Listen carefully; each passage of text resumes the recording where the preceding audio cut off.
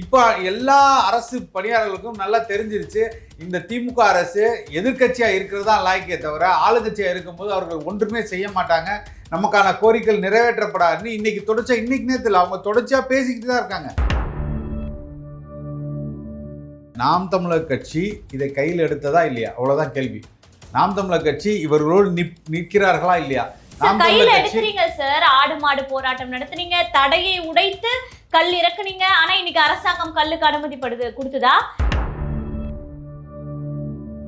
நீங்க ஒரு 3000 பேருக்கு அவன் வேலை கொடுக்குறான்னு வச்சுங்க, நீங்கள் கொடுக்கக்கூடிய சலுகையில் என்ன? அவர்களுக்கு இடம் கொடுக்குறீங்க, இபி கனெக்ஷன் இதா கொடுக்குறீங்க, இலவசமா கொடுக்குறீங்க, அவன் டிரான்ஸ்போர்ட் ஃபெசிலிட்டிஸ் கொடுக்குறீங்க, இங்கேருந்து எக்ஸ்போர்ட் பண்ற கொடுக்குறீங்க, எல்லாம் கொடுக்குறீங்க. நாளைக்கு இந்த தொழிற்சாலைகள் நட்டத்தில் போகுதுன்னா அவன் மூடிட்டு போயிடுவான். இங்க 5000 பேருக்கு வேலை வாய்ப்பு என்னாச்சு அதுக்கப்புறம்? உங்களுக்கும் பசங்க இருப்பாங்க, உங்க பசங்க மாடு மேய்க்கணும்னு நீங்க நினைப்பீங்களா? இல்ல ஐடி கம்பெனில வேலை பார்க்கணும்னு நினைப்பீங்களா?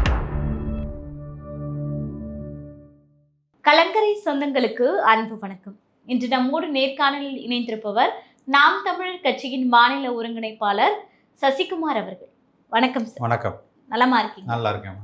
சரி, இன்னைக்கு பார்த்தீங்கன்னா துப்புரவு பணியாளர்கள் கிட்டத்தட்ட 7 நாட்களாக போராடி கொண்டிருக்காங்க. இன்னைக்கு நாம் தமிழ் கட்சியின் சார்பாக களஞ்சியம் அவர்கள் நேரில் சென்று 10ஆம் தேதி சீமானவர்கள் உங்களுடன் போராட இருக்கிறார் அப்படின்னு சொல்லிட்டு பேசுறீங்க. 10 நாட்கள் அப்படின்னு எடுத்துக்கிட்டீங்கன்னா இந்த போராட்டமே நீத்து போயிடும் இல்லையா? இதுவே கால அளவு அதிகமாக நீங்க எடுத்துக்கிட்டீங்கன்னு சொல்ல வரேன். இத்தனை நாள் ஏன் களத்துல வரல? இன்னும் 3 நாட்கள் பிறகுதான் போராடுவோம் வர சொல்றீங்க, ஏன் இவ்வளவு கால தாமதம்? இல்லை, நாம் தமிழர் கட்சி பொறுத்த வரைக்கும் தொடர்ச்சியாக இந்த மண்ணில் நடக்கக்கூடிய எல்லா பிரச்சனைகளுக்கும் முதல் ஆளாக நின்று குரல் கொடுத்துக்கிட்டு இருக்கோம். அண்ணன் அவர்கள் எல்லா போராட்டத்திலையும் பங்கு பெற்றிருக்காங்க. இன்றைக்கி நெசவாளர்களுக்காக, அவர்களின் துயர் தொடுவிக்கிறதுக்காக, அவர்களுக்கு விலை ஏற்றத்துக்காக எல்லா விதத்திலும் அவர்களோடு நிற்க வேண்டும் என்ற காரணத்தினால அண்ணன் அவர்கள் அங்கே நெசவாளருக்காக போராடி கொண்டிருக்காங்க. இது இல்லாமல் மாடு மேய்க்கும் போராட்டமாக இருக்கட்டும், இல்லை ஆசிரியர்கள் போராட்டக்கும் எல்லாத்துக்கும் நாங்கள் நின்றுட்டுருக்கோம். இதற்கு முன்பு ஆசிரியர்கள் எல்லாம் பணி நியமனம் பண்ணி செய்யும் போது அண்ணன் அவர்கள் நேரடியாக சென்று அவரை பார்ப்பவர் கூட விடாமல் மறித்து அனுப்புனாங்க. அப்போ இந்த போராட்டத்துக்கு நாங்கள் முதல் கொண்டு ஆதரவாக இருக்கும், அதில் மாட்டு. ஆனால் எங்களோட கோரிக்கை முதல் நாளே இந்த ஆட்சியர்களுக்கு அனுப்பப்பட்டது. இவர்களுக்கு பணி நியமனம் செய்ய வேண்டும், இவர்களுக்கு ஊதியத்தை உயர்த்தி கொடுக்க வேண்டும் என்ற கோரிக்கை நாம் தமிழர் கட்சி அண்ணன் சீமான் அவர்கள் மூலமாக கொடுக்கப்பட்டது. ஆனால் இந்த காலதாமதத்துக்கான இது என்னன்னா, தொடர்ச்சியாக பல்வேறு போராட்டங்கள் இந்த அரசு என்னைக்கு வந்ததோ அன்னையிலேருந்து மக்கள் ரோட்டில் தான் நிற்கிறாங்க.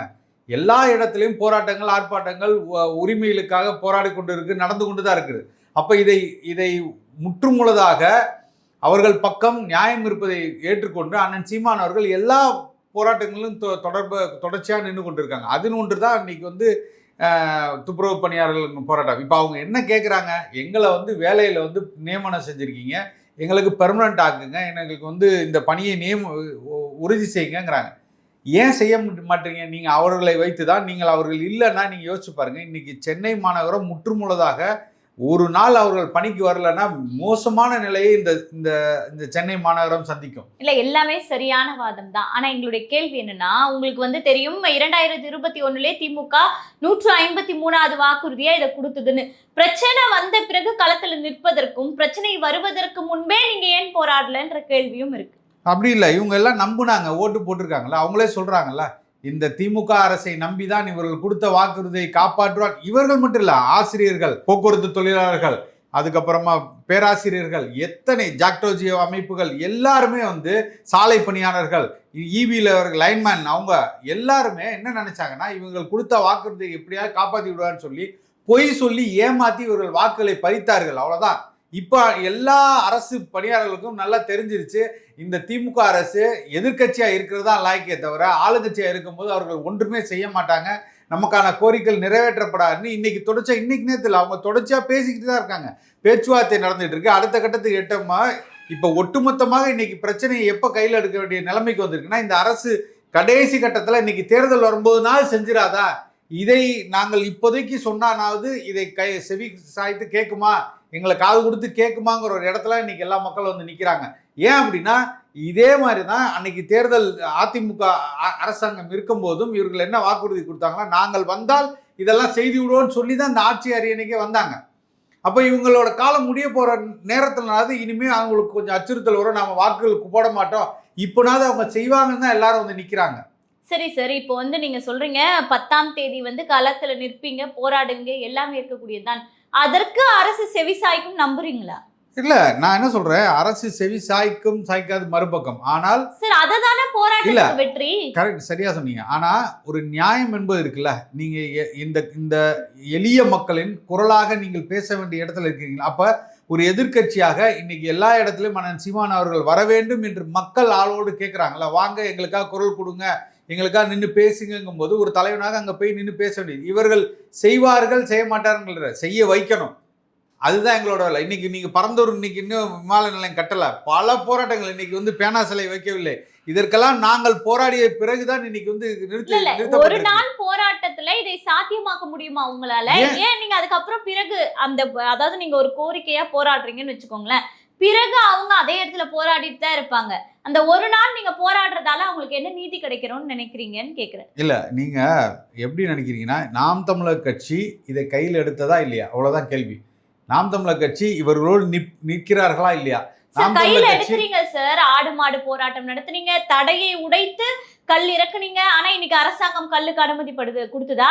இல்ல நீங்க மலை மீது ஏறி மாடம் மேய்த்தீங்க, அதற்கு வந்து நீங்க பிற்போக்குத்தனமானவர்கள் அப்படின்ற ஒரு முத்திரை தான் உங்க மீது குத்தப்பட்டதே தவிர அந்த தடை உடைக்கப்பட்டதா? போராடி என்ன பலன்? தீர்வு கிடைக்கலையா? அதானே இப்ப கேள்வி. இல்ல, நல்ல கேள்வி. நீங்க ஒரு அரசு ஒரு மக்களை போராட வைக்குது இல்லையா, அப்ப என்ன என்ன என்ன மக்கள் மனதில் என்ன போய் பதியும் அப்படின்னா, இந்த மக்களை சுரண்டி கொண்டும் இந்த மக்களுக்கான எந்த ஒரு நலன்களையும் செய்யாத ஒரு அரசை சுட்டி காட்ட வேண்டிய இடத்துல எதிர்கட்சி இருக்கு. எதிர்கட்சி சொன்னால் எல்லாமே செய்து விடுமா அப்படின்னா நிச்சயமாக வாய்ப்பு கம்மி தான். நீங்க சொல்ற எல்லாமே அவங்க செய்வாங்களா அப்படின்னா செய்ய மாட்டாங்க. ஆனா மக்கள் எழுச்சியாக, மக்கள் போராட்டமாக இது மாறும்போது வேற வழி இல்லாமல் நீங்க அதை செஞ்சுதானே ஆகணும். அந்த இடத்துக்கு நாம் தமிழர் கட்சி உறுதியாக எல்லா போராட்டங்களையும் செய்யுங்கிறத நான் சொல்றேன். நீங்கள் எதையுமே நீ கேட்காமல் மௌனமாக இருப்பது எப்படி? நீங்கள் ஒட்டுமொத்தமா எல்லோரும் செய்து எதிர்ப்பது எப்படி சொல்றது எப்படி? இப்ப பல போராட்டங்கள் நான் உதாரணத்துக்கு சொல்லலாம், அதிலிருந்து பின்வாங்கி இருக்காங்க. நாங்கள் வந்து திருச்செந்தூர்ல இன்னைக்கு தமிழ்ல குடமுழுக்கு நடத்தணும்னு சொன்னோன்னா வழக்குகள் போட்டு மிகப்பெரிய ஆர்ப்பாட்டம், நாங்கள் உள்ள வருவோம்னு சொன்னதுக்கு அப்புறமா இன்னைக்கு குடமுழுக்கு தமிழ்ல நடந்திருக்குல்ல. அப்ப எந்த இடத்துலயும் அவங்க செவி சாக்காம இல்லையே. தமிழ்ல நடக்கல, தமிழிலும் அதான் சொல்றேன், அது வரைக்கும் பரவாயில்லங்கிறேன். நீங்கள் வரமாட்டீங்க, செய்ய மாட்டீங்கன்னு எங்களுக்கு தெரியும், நாங்கள் வந்தால் அது நிச்சயமா செய்வோம். ஆனால் இந்த அளவுக்குன்னா அது நகர்ந்துருக்குல்ல. இன்னைக்கு எல்லா இடத்துலையும் நீங்கள் வந்து இதற்கு முன்பாக சமஸ்கிருதத்தில் பண்ணிட்டு இருந்தோம், இன்னைக்கு தமிழிலும் அது செய்ய வச்சிருக்கோம்ல. அதுக்கு ஒரு காரணியாக நாம் தமிழர் கட்சி இருந்திருக்குல்ல. அப்படி ஒட்டுமொத்தமா நீங்கள் வந்து அப்படியே புறக்கணித்து விட்டு போக முடியாதுல்ல. நாங்கள் எதுவுமே செய்யவில்லை, எங்களுக்கு இருக்கக்கூடிய சக்திக்கு மீறி நாங்கள் வந்து எல்லா இடத்துலையும் மக்களோட மக்களாக நிற்கிறோம். இன்னும் நாங்கள் சட்டமன்றத்துக்குள் போய் நாங்கள் பெரும்பான்மையாக நிற்கும் போது உறுதியாக இது பெரிய அளவில் பிரதிபலிக்கும். அதே மாதிரி எங்கள் ஆட்சி வரும்போது இதுக்கான தேவை இருக்காதுங்கிறோம். நாங்கள் இதுக்கு போராட வேண்டிய அவசியம் இருக்காது. சரிங்க சார், இப்போ நான் ஏற்கனவே சொன்னேன், இந்த மாடு மேய்ப்பதன் மூலம் நீங்க பிற்போக்குத்தனத்துக்கு மக்களை அழைத்து செல்றீங்கன்னு ஒரு குற்றச்சாட்டு வைக்கப்படுது. ஏன் டிஎம்கே அப்படி சொல்றாங்கன்னா, நாங்க பன்னாட்டு நிறுவனங்களை தொழில் செய்யறதுக்காக இங்க அழைச்சிட்டு வரோம், பிளஸ் வந்து எங்களுடைய அதான் இளைஞர்கள் ஐடில வந்து வேலை செய்யறாங்க, உயர்ந்த நிறுவனங்களோட இளைஞர்களுக்கு பணியாற்ற வாய்ப்பு கொடுக்கிறோம், ஆனா இவர் மீண்டும் ஆடு மாடுகளை மேய்க்க சொல்லி பிற்போக்குத்தனத்துக்கு அழைத்து செல்கிறார் அப்படின்ற ஒரு கேள்வியை டிஎம்கே சார்பாக வைக்கிறாங்க. இதுக்கு நீங்க என்ன பதில் சொல்ல போறீங்க? இல்ல, அவர்கள் இது தொடர்ச்சியாக வைக்கக்கூடிய கேள்விதான் இது. இது வந்து ஒரு பொருளாதாரம் தெரிஞ்சவங்க இந்த கேள்வியை வைக்க மாட்டாங்க, பேச மாட்டாங்க. ஏன் நான் சொல்றேன்னா, பல மென்பொறியாளர்கள் வெளிநாடுகளில் இருந்து வேலையை விட்டு இன்று வந்து இன்னைக்கு வந்து தற்சார்பு வாழ்க்கைக்கு திரும்பி அவர்கள் ஒரு தொழில் முனைவோராக தொடங்கி அவங்க வந்து இங்க வேலை செய்ய ஆரம்பிச்சிருக்காங்க. அப்ப பொருளாதாரம் எங்க இருக்கு? சாராயம் விற்கிறதுனால நீங்கள் 11% அடைத்து விட்டீர்கள். சாராயம் முதல் எல்லாரையும் சாராயம் குடிக்க வச்சு சாராயத்தில் நீங்கள் மிகப்பெரிய வருமானம் ஈட்டி 500 கோடி 1000 கோடி 5000 கோடி நீங்கள் டார்கெட் வச்சு அதில் விற்கிறதுனால உங்களுக்கு வரக்கூடிய வருமானத்தினால நீங்கள் பொருளாதாரத்தை ஈட்டு சரி என்று சொல்கிறீங்களா? அதே போல இங்க வரக்கூடிய பொருளாதாரத்துல நான் வளர்ந்து விட்டோம், தமிழ்நாடு இலக்குக்கு வந்துட்டோம்னு ஸ்டாலின் இன்னைக்கு பெருமிதமா அதான் சொல்றேன். அவங்க அப்பா முன்னாடி இருந்தாரு, அதுக்கப்புறம் இவர் வந்ததுக்கு அப்புறம் பண்ணிட்டாங்க. 2010 காலத்திலயும் அதுக்கப்புறம் இங்க 2021 காலத்திலயும் 11% மேல எட்டிட்டாங்கிறாங்க. இது எதனால் ஏற்பட்டது நீங்க சொன்னீங்களா? நீங்கள் வெளிநாடு முதலீடுகள் எல்லாம் ஈர்த்து வந்து விட்டீர்கள். வெளிநாட்டிலிருந்து அனைத்து தொழில் முனைவோர்களும் இங்கே வந்து விட்டார்கள், தொழிற்சாலை பெருகிவிட்டது, இங்கே உள்ளவர்களுக்கெல்லாம் வேலை வாய்ப்பு அதிகரித்து கொடுத்து விட்டோம், யாருக்குமே இங்கே வேலை வாய்ப்பு இல்லாமல் இல்லை, எல்லோரும் படித்தவர்கள் எல்லாத்துக்கும் வேலை வாய்ப்பு கொடுத்துட்டோம்னு சொல்லுங்க. அப்படி சொல்லுங்க, நாங்கள் ஏற்றுக்கிறோம். இன்னைக்கு நீங்கள் அதில் எதுவுமே பேசலையே. நீங்கள் இன்னைக்கு வந்து ஒரு கம்பெனி வந்து எலக்ட்ரானிக் கார் தயாரிக்கிற கம்பெனி இங்கே கொண்டு வந்திருக்கேன் அப்படிங்கிறீங்களா? 4.5 வருஷத்துக்கு அப்புறம் இப்போ தானே வந்திருக்கீங்க. 4.5 ஆண்டுகள் நீங்கள் கொண்டு வந்த நிறுவனங்கள் எத்தனை? அந்த நிறுவனங்கள் உறுதியாக இந்த மக்களுக்கெல்லாம் பணி கொடுப்பாங்களா? வேலை கொடுப்பாங்களா மாட்டாங்களா? நல்ல கேள்வி கேட்டீங்க. நீங்க ஒரு 3000 பேருக்கு அவன் வேலை கொடுக்குறான்னு வச்சுங்க, நீங்கள் கொடுக்கக்கூடிய சலுகைகள் என்ன? அவனுக்கு அவர்களுக்கு இடம் கொடுக்குறீங்க, இபி கனெக்ஷன் இதாக கொடுக்குறீங்க, இலவசமாக கொடுக்குறீங்க, அவன் டிரான்ஸ்போர்ட் ஃபெசிலிட்டிஸ் கொடுக்குறீங்க, இங்கேருந்து எக்ஸ்போர்ட் பண்ணுற கொடுக்குறீங்க, எல்லாம் கொடுக்குறீங்க. நாளைக்கு 5 வருடம் அவனால் இருக்க முடியும், 5 வருடமோ 10 வருடமோ இருக்கிறான். நாளைக்கு இந்த தொழிற்சாலைகள் நட்டத்தில் போகுதுன்னா அவன் மூடிட்டு போயிடுவான். இங்கே 5000 பேருக்கு வேலை வாய்ப்பு என்னாச்சு? அதுக்கப்புறம் இன்னைக்கு சாம்சங் என்னாச்சு, நோக்கியா என்னாச்சு, எங்கே போயிடுச்சு? அந்த நோக்கியா கம்பெனிலாம் எங்கே போயிடுச்சு? ஃபோர்டு என்னாச்சு? இதெல்லாம் உங்களால் தடுத்து நிறுத்த முடியுதா? இதை விட இன்னொரு மாநிலம் உங்களுக்கு கம்மியாக கொடுக்குறான்னா அங்கே போயிடுவான். இந்த கம்பெனி அப்படியே முடியும். டாட்டா நம்மளுக்கு நிகழ்கால இது தெரியும், நம்மளுக்கு டாட்டாவோட நிலைமை ஆயிடுச்சு. நேராக வெஸ்ட் பெங்காலில் மூடணுன்னு அடுத்து அங்கேருந்து மூடிட்டு எல்லாத்தையும் வேற குஜராத்துக்கு போயிட்டாங்க. அப்போ நீங்கள் நாங்கள் என்ன சொல்கிறோம்? நாங்கள் வந்து யாருக்கும் வளர்ச்சிக்கெல்லாம் நாங்கள் வந்து தடுத்து நிறுத்தவோ, நீங்கள் ஐடி செக்டாரை வரக்கூடாதுன்னோ யாருமே நான் சொல்லலை. வாருங்கள், அதில் மாற்றுக்கிறதே இல்லை. ஆனால் நீங்கள் என்ன கொள்கை எடுத்து வைக்கிறீங்கன்னு இருக்குல்ல, இங்கு உள்ளவர்களுக்கு இங்கு உள்ள வேலை வாய்ப்பை நீங்கள் தற்சார்பு பொருளாதாரத்தை இங்கே செல்ஃப் சஸ்டெயின் நீங்கள் எவ்வளோ வியாபாரம் இருக்கு. இன்னைக்கு பணையை வச்சு 68 கோடி சம்பாதிக்கிறேன்னு ஒருத்தர் சொல்றா. வெறும் பணம் வைத்து சரிதான். நம்ம பிராக்டிக்கலா பேசுவோமே. இப்போ உங்களுக்கும் பசங்க இருப்பாங்க, உங்க பசங்க மாடு மேய்க்கணும்னு நீங்க நினைப்பீங்களா? இல்ல ஐடி கம்பெனில வேலை பார்க்கணும்னு நினைப்பீங்களா? இல்லம்மா, மாடுன்னு நீங்க அப்படி பொதுவா சொல்லாங்க. மாடு ஒரு டைரி ஃபேக்டரினால பல்லாயிரம் கோடி வருமானம் இருக்கு. நான் செய்வேங்கிறேன், நான் செஞ்சு கொண்டிருக்கிறேன். அந்த உடல் உழைப்பு போடுறதுக்கு இன்னைக்கு இளைஞர்கள் தயாரா இருக்காங்களா? ஏன் தயார்படுத்துங்க. உடல் உழைப்பு எதுல இல்ல? நான் என்ன சொல்றேன், இருந்து வளர்த்துட்டீங்கல்ல சார். இல்லம்மா, நீங்க ஒண்ணு புரிஞ்சுக்க மாட்டீங்க. எல்லா விதமான செக்டார்ஸுக்கும் இங்க வேலை வாய்ப்பு இருக்கு. நான் என்ன சொல்றேன், நீங்கள் மாடு அப்படின்னு நீங்க நினைச்சீங்கன்னா மாடு மேய்க்கிறது மட்டும் தொழில் கிடையாது. நல்லா புரிஞ்சுக்குங்க. அந்த மாடுலேருந்து வரக்கூடிய ப்ராடக்ட்ஸ்க்கு எல்லா டெக்னிக்கல் பீப்புள்ஸ்க்கு அங்க வந்து வேலை வாய்ப்பு இருக்கு. இல்ல, இப்ப அந்த மாட்டை வளர்ப்பது அவ்வளவு சுலபமான வேலையா? ஒரு ஏசில உட்கார்ந்து பாக்குற வேலைக்கும் ஒரு களத்துல இறங்கி அந்த மாட்டை வளர்த்து அதுல இருந்து பொருளாதாரம் ஈட்டுறதுக்கும் வித்தியாசம் இருக்கா இல்லையா? அது கடின உழைப்பாச்சு இல்ல? இல்லம்மா, சோறு எப்படி கிடைக்கும்? ஒரு விவசாயி கஷ்டப்படுறான்ல, நீங்க சொல்லுவீங்களா ஐயோ பாவம் கஷ்டப்படுறாரு அப்படின்னு? நீங்க சாப்பிடாம இருந்துருவீங்களா? உங்களுக்கு சாப்பாடு எங்கேருந்து வருது? அவர் வெண்பால் கட்டு உழைக்கிறாருல்ல, உழைக்காம உங்களுக்கு எல்லாம் வருதா? வெண்டைக்காய் எப்படி வருது, கத்திரிக்காய் எப்படி வருது, அரிசி எப்படி வருது? நீங்க எங்க வேலை பார்த்தாலும் 2 லட்சம் வேலை பார்த்தாலும் நீங்க மத்தியானம் ஆனா 1 மணி ஆனா சாப்பிட எங்க போறீங்க? ஹோட்டல் போறீங்களா? அங்க என்ன கிடைக்கும்? என்ன கிடைக்கும்? அவன் உழைச்சதுனால தானே கிடைக்குது. அப்ப நீங்க அதை கேவலமா சொல்ல முடியுமா? இல்ல, கேவலமாக பேசல சார். இன்னைக்கு இளைஞர்கள் இந்த மாதிரி கடின உழைப்பு தயாரா இருக்காங்களா? எல்லாருமே படிக்கிறதுக்கு காரணம் என்ன? நான் ஒரு ஏசி ரூம்ல உட்காந்து வேலை பார்க்கணும், பிளஸ் வந்து கார் வாங்கணும், எல்லாருமே வந்து ஒரு வசதியான வாழ்க்கைக்காக தான் வந்து இன்னைக்கு பயணத்தை பண்றாங்க. அதனால வந்து இப்ப நான் வந்து மாட்டை வாங்கி அதன் மூலியமா கஷ்டப்பட்டு பொருளாதாரம் மீட்டணும் யாராவது நினைக்கிறாங்களான்னு கேள்வி. அப்ப எப்படி மாற்றத்தை ஏற்படுத்தி? இல்ல நீங்க என்ன சொல்றீங்கன்னா, நீங்க திருப்பியும் உங்களுக்கு புரிதல்ல நான் விளக்குறேனே. நீங்கள் மாடை மேய்க்கிறதுனா 1 லட்சம் பேருக்கு மாடு மேய்க்கிற வேலை அப்படின்னா, இன்னும் பல லட்சம் பேருக்கு அதை ப்ராடக்டா மாத்துறதுக்கு, அதை பாலாய் உற்பத்தி பண்ணுறதுக்கு, பால் கட்டி ஆக்குறதுக்கு, அதை மேனுஃபேக்சர் பண்ணிக்கு ப்ரொடக்ஷனில் கொண்டு வந்து அதை எல்லாருக்கும் வெளிநாடுகளுக்கு கொடுத்து உள்நாடுகள் தேவை கொடுத்து இத்தனை பேருக்கான வேலை வாய்ப்பு அங்கே இருக்குது. மார்க்கெட்டிங் முடிச்சோம் நீங்கள் சொல்கிற ஏசிக்குள்ளே உட்கார்றதுக்கு அங்கே வேலை இருக்குது.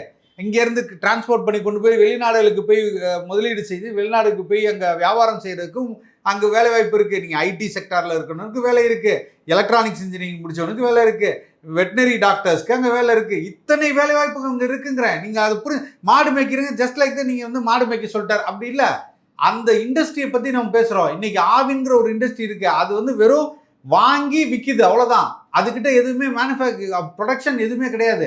அவங்க மாடு கிடையாது, ஒரு இது கிடையாது, ஒரு பெரிய பண்ணை கிடையாது, வாங்கி அதெல்லாம் கிடையாது.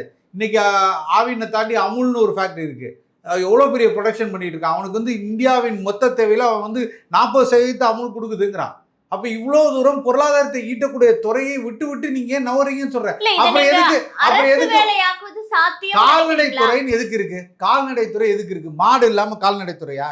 அது கேவலம்னு நினைச்சாங்களாப்பா? சரி, எதுக்கு இன்னைக்கு கால்நடை மாட்டினுடைய வச்சிருக்காங்க? எண்ணிக்கை குறைஞ்சிட்டு வருது, மேய்ச்சல் நிலங்கள் இல்ல, எல்லாமே நீங்க பார்த்துட்டு தான் இருக்கீங்க. அப்போ இந்த அரசு வேலையாக்குவே நீங்க ஆட்சிக்கு வந்தா சொல்றது சாத்தியமாகுமான்ற கேள்வி இருக்கு. உறுதியாக சாத்தியமா? நகரமயம் ஆயிட்டு வருதுல்ல சார் இன்னைக்கு. அப்படி இல்லையே. நீங்க நகரமயமாகலாம் இன்னைக்கு கிராமங்கள்லாம் முடிந்து கொண்டு வருதுல்ல. நீங்க பொருளாதாரத்தை நாங்கள் அங்க கொண்டு போறோங்கிறோம்.